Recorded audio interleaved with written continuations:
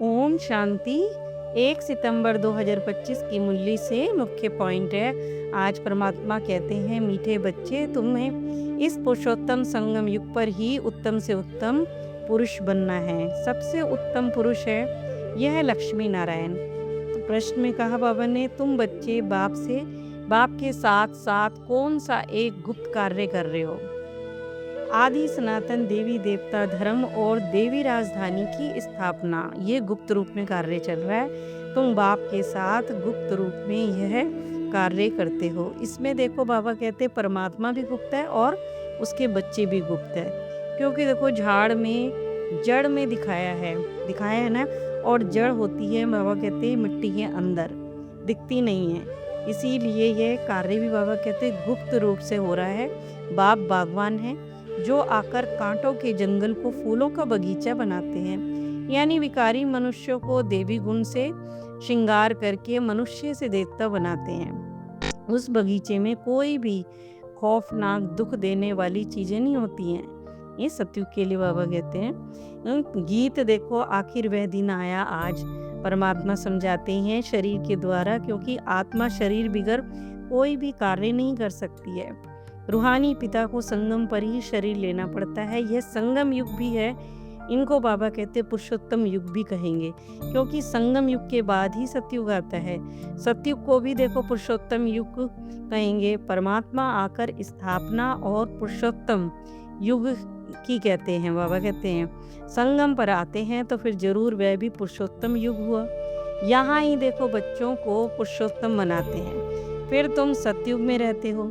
पुरुषोत्तम यानी उत्तम दे उत्तम, यानी ऊंचे से ऊंचा कार्य हो रहा होता है ना। जब देखो आत्मा ऊंचा कार्य करती है तो ये राधे कृष्ण या फिर लक्ष्मी नारायण, ये ज्ञान भी तुमको ही है, और धर्म वाले भी मानेंगे ये सतयुग के मालिक हैं। भारत की देखो बड़ी भारी महिमा है, पर ये वे खुद भी नहीं बाबा कहते जानते हैं ना। कह सकते हैं फलाना स्वर्गवासी कहते हैं ना, परंतु स्वर्ग क्या चीज़ है ये तो समझते नहीं है। अपने आप ही सिद्ध करते हैं, कहते हैं स्वर्ग गया, यानी देखो इसका मतलब है पहले वो नरक में था ना। परमात्मा समझते अगर वो कहता है स्वर्ग में गया तो इसका मतलब पहले वो नरक में था। दो चीज़ है, स्वर्ग और नरक। मनुष्य तो देखो स्वर्ग को लाखों वर्ष कह देते हैं, तुम्हारे को लगता है कल ही स्वर्ग था। परमात्मा कहते मीठे बच्चे, लाडले प्यारे बच्चे, तुम्हारी आत्मा पतित हो गई है, इसीलिए तो फिर अभी नरक में है। दुनिया तो कहती है कलयुग को अभी 40,000 वर्ष बाकी हैं, यानी कलयुगवासी हुए ना। फिर मनुष्य तो देखो अभी बेचारे बाबा कहते हैं मनुष्य तो घोर अंधेरे में पड़े हुए हैं। पीछे जब आग लगेगी तो यह सब खत्म हो जाएंगे। तुम्हारे में भी बाबा कहते हैं नंबरवार है जो पुरुषार्थ अनुसार प्रीत बुद्धि है, जिनकी परमात्मा से जितना प्रीत परमात्मा से होगी उतना ही ऊंचा पद भी पाएंगे। सवेरे सवेरे उठकर बहुत प्यार से बाबा को याद करना है। बाबा कहते भले प्रेम के आंसू भी आए, क्योंकि देखो बहुत समय के बाद आकर पिता मिला है ना। हम देखो विषय सागर में कितने दुखी हुए, कितने बोते खाते खाते अब आए हैं। तुम्हें तो देखो बाबा ने सारा चक्र का राज भी बताया है। ये है ही रोरम नरक, यानी रुलाने वाली दुनिया मूल वतन है। बाबा कहते ये भी देखो बताया कि तुम तो सतयुग के फूल थे, पर तुम्हें फूल से अब कांटे कौन बनाते हैं। रावण, बाबा कहते रावण तुम समझते हो बगीचा, अब देखो जंगल। बाबा कहते बगीचा था ना, देखो अब बाबा कहती है जंगल है। जंगल में तो फिर सारे जानवर भी होते हैं, बिच्छू आदि सब होते हैं। सतयुग में कोई खौफनाक जानवर आदि होते ही नहीं, क्यों वो तो मीठी दुनिया है। शास्त्रों में देखो बहुत कुछ लिख दिया है। श्री कृष्ण को सर्प ने डांसा, श्री कृष्ण को फिर द्वापर ले गए, फिर समझाया भक्ति तो बिल्कुल ही अलग चीज़ है, ज्ञान अलग चीज़ है। तो एक बाप ही है। ब्रह्मा विष्णु शंकर को भी ज्ञान का साधन नहीं कहेंगे, लोग उनको भी कह देते हैं। बाबा कहते हैं उनको नहीं कहेंगे। सदगति के दो स्थान होते हैं, एक होता है मुक्ति धाम और दूसरा होता है जीवन मुक्ति। मुक्ति मतलब परम धाम और जीवन मुक्ति का मतलब सतयुग। अभी देखो राजधानी स्थापन हो रही है, परंतु गुप्त रूप में हो रही है। मूल वतन में देखो कोई दुख नहीं होता, तुम और बाबा वहीं रहते हैं, परंतु गुप्त। बाबा कहते हैं कि तुम्हारा कल्याण है ही एक बात में, मन मनावो, एक बात को याद करना है बस। बाप के हम बनते हैं तो वर्षा बच्चे को ही तो मिलता है ना। ये अंडरस्टूड बात है, क्योंकि देखो इसे योग बल से ही लिया जाता है। इस दुनिया का तो विनाश जरूर होना है। अमरनाथ तुम पार्वतियों को ही अमर कथा सुना रहे हैं। तीर्थों पर कितने देखो मनुष्य जाते हैं और अमरनाथ पर कितने जाते हैं। वहाँ कुछ है ही नहीं, सब ठगी है। बाबा कहते सच की तो वहाँ रति भी नहीं है। कहते भी है ना, झूठी काया झूठी माया झूठा सारा ये संसार है। यानी यहाँ है ही झूठ। यह भी देखो ज्ञान की बात है ना, ऐसे नहीं कि बाबा कहते गिलास को गिलास कहना झूठ है। यानी बाप के बारे में झूठ बोलते हैं। सत्य तो फिर परमात्मा ही है। कहते हैं ना सत्यम शिवम सुंदरम। फिर देखो बाबा ने कहा कि झूठे हीरे मोती भी होते हैं ना। आजकल तो देखो झूठ का भी बहुत शो करते हैं। जो झूठी चीज़ें होती हैं ना, उसको कितना चमकदार शाइनिंग वाला बना देते हैं, जो असली से भी नकली ज़्यादा चमकता है। तो उसकी चमक सच्चे से भी अच्छी ज़्यादा होती है। ये झूठे पत्थर पहले नहीं थे, विलायत से आए और फिर झूठे सच्चे साथ में मिला दिए, फिर पता ही नहीं चलता है।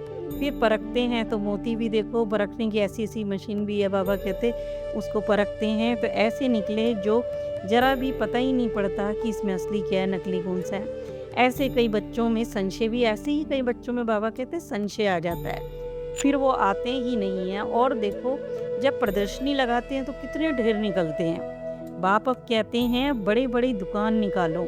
ये एक ही तुम्हारी दुकान है, एक ही हट्टी है। यानी परमात्मा का जो ये सेंटर से जो तीर्थ स्थल ये ज्ञान है ना, वो बाबा कहते हैं उसकी एक ही दुकान है सच्ची। तुम सच्ची दुकान खोलते हो, यानी सेंटर्स की बात हो रही है। बड़े बड़े सन्यासियों के बड़े बड़े दुकान होते हैं, जहाँ देखो बड़े बड़े मनुष्य जाते हैं। जहाँ बड़े बड़े मनुष्य जाते हैं, सत्संगों में जाते हैं ना, तुम भी देखो बड़े बड़े सेंटर बाबा कहते हैं अब खोलो, जहाँ बड़े बड़े मनुष्य आते हैं। भक्ति है रात और ज्ञान है दिन। रात दिन का बाबा कहते हैं इसमें फर्क है भक्ति और ज्ञान में। यानी सदगति वहाँ संपूर्ण निर्विकारी विश्व के मालिक थे। यह लक्ष्मी नारायण ही विश्व के मालिक है। सूर्यवंशी और चंद्रवंशी और कोई धर्म नहीं होता है। आखिर वह दिन बाबा कहते आया जिसका था इंतजार, संगम पर आया ना, जो हम अपने बाप से मिले। वो लोग समझते हैं कि बहुत अनाज होगा, यह होगा, समझते हैं स्वर्ग की स्थापना हम करते हैं, समझते हैं कि स्टूडेंट का न्यू ब्लड है, ये बहुत मदद करेंगे। इसीलिए गवर्नमेंट बहुत मेहनत करती है। उन्हें दोनों को बाबा कहते पत्र और फिर बाबा कहते पत्थर आदि भी देखो वही मारते हैं। हंगामा मचाने में सबसे पहले स्टूडेंट ही आगे रहते हैं। वह बहुत होशियार होते हैं। वह है ही बाबा कहते ब्लड कनेक्शन। और अभी तुम्हारा कौन सा है? बाबा कहते तुम्हारा है रूहानी कनेक्शन। कई 2 मास के देखो बच्चे भी हैं। 2 मास के मतलब होता है जो ज्ञान में 2 महीने से चले हैं। कहते हैं रूहानी बर्थडे मनाते हैं। फिर देखो कहा ईश्वरीय बर्थडे मनाना चाहिए। यानी जब आप ज्ञान में जिस तारीख से चले हैं ना, और जिस्मानी बर्थडे बाबा कहते कैंसिल कर देना चाहिए। जिस तारीख से आप ज्ञान में चलते हैं ना परमात्मा के, तो वो ही जन्म तिथि बन जाती है। तो बाबा कहते उससे ईश्वरीय बर्थडे को मनाओ। हम ब्राह्मणों को ही खिलाएंगे तो फिर मनाना तो यही चाहिए ना। वह है असुरी जन्म, यह है ईश्वरीय जन्म। परंतु जब निश्चय हो ऐसा तभी तो करोगे, नहीं तो पहले बाबा कहते ईश्वरीय जन्म मनाओ और फिर वापस असुरी जन्म में पड़े हो, फिर भी तो क्या फायदा। ऐसा भी होता है, कहीं भी ऐसे भी करते हैं। ईश्वरीय जन्म मनाते मनाते रफू चक्कर भी हो जाते हैं। आजकल तो मैरिज डे भी मनाने लग गए हैं। शादी को जैसे अच्छा शुभ कार्य समझते हैं। जन्नू में बाबा कहते जो दिन भी मनाते हैं वंडर है। परमात्मा बैठकर हम बच्चों को सब कुछ समझाते हैं, गहरी गहरी बातें। अब तुमको तो ईश्वरीय बर्थडे ब्राह्मणों के साथ ही मनाना चाहिए। बाबा कहते हैं जो निश्चय बुद्धि बच्चे हैं उनका जन्मदिन मनाना चाहिए। वह देखो आसुरी जन्म बाबा कहते भूल जाएं। वह राय देते हैं क्योंकि उसमें परमात्मा की याद है, और परमात्मा की याद में मरा तो फिर दूसरा जन्म भी ऐसे ही होगा ना। वही तो देखो अंतकाल जो अगर स्त्री सिमरे तो फिर कौन आएगा, आखिर में याद स्त्री आएगी ना। यह भी देखो ग्रंथ में है। यानी आखिर में ये देखो अमर बाबा कहते अगर स्त्री की याद आई तो सदगति थोड़ी ही होगी। बुद्धि में बाबा कहते बाप और चक्र याद करो, और पुरुषार्थ करते रहेंगे तो अंत काल याद भी आएगा। जब पुरुषार्थ की प्रैक्टिस रहेगी तो तभी भगवान याद रहता है। इस समय आत्मा इम्प्योर है तो फिर शरीर भी इम्प्योर ही मिलेगा। बाबा ने बहुत मिसाल दिए हैं, समझाया है। फिर जौहरी भी थी ना, बाबा को क्या जौहरी भी था ना, खाद जेवर में नहीं सोने में ही पड़ती है। 24 कैरेट से 22 कैरेट बनाना होगा तो फिर देखो चांदी डाल देंगे। अभी तो सोना है नहीं, गायन भी है ना, किनकी दबी रहेगी धूल में, किनकी खाएगा राजा। आग भी देखो जोर से लगती है। तुम बैगेज तुम भविष्य के लिए तैयार कर रहे हो, और कोई को भी ये मालूम थोड़ी ना है कि तुम ये तैयारियां कर रहे हो।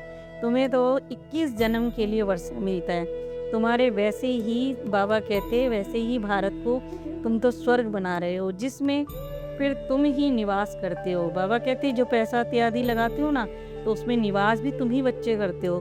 पुरुषार्थ से आए ही आपे ही रास तिलक लेते हो। अपना पुरुषार्थ करते हो तो समझ लो अपने आप ही आप रास तिलक ले रहे हो।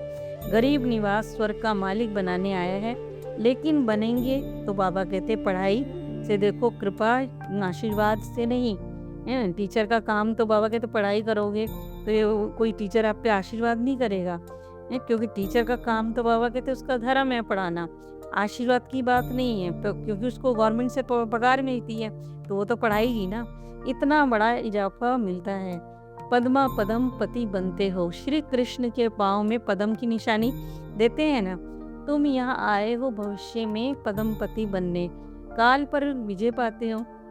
उन्होंने पांडवों के चित्र इतने लंबे चौड़े बना दिए हैं, सोचते हैं पांडव, बाबा कहते इतने लंबे थे, अब उन्हें पता ही नहीं है।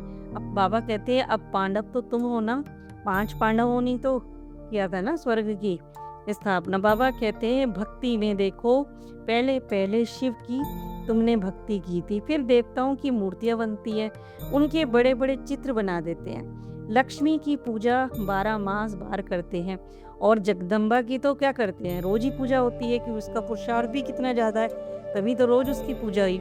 और देखो तुम्हारी डबल पूजा होती है। मेरी तो बाबा कहते हैं आत्मा यानी लिंग के रूप में होती है, और तुम्हारी सालीग्राम ग्राम के रूप में भी होती है, और देवताओं के रूप में भी होती है। बाबा का देखो कितना इसलिए शुक्रिया अदा मानना चाहिए। याद में रहेंगे तो साक्षात्कार भी होते रहेंगे।